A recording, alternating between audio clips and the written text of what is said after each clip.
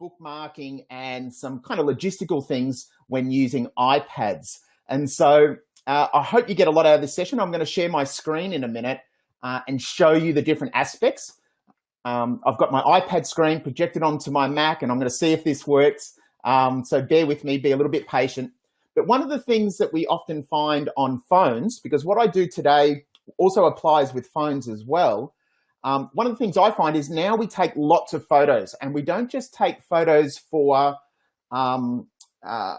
holidays and kind of personal use. We're actually taking lots of photos for business and for work and for school. And if we go to our camera roll, what we're seeing is thousands of photos.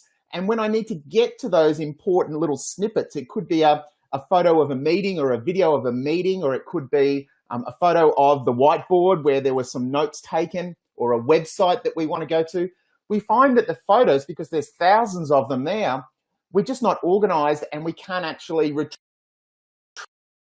retrieve those things. So I'm going to share my screen now, and some of my friends will be able to tell me if this is working. I have a little bit of a sip over tea, got my Melbourne breakfast tea this morning, and I'm going to share some of the things that have really helped me get organized with my iPad, which is kind of my primary device that I use most times. So here we go.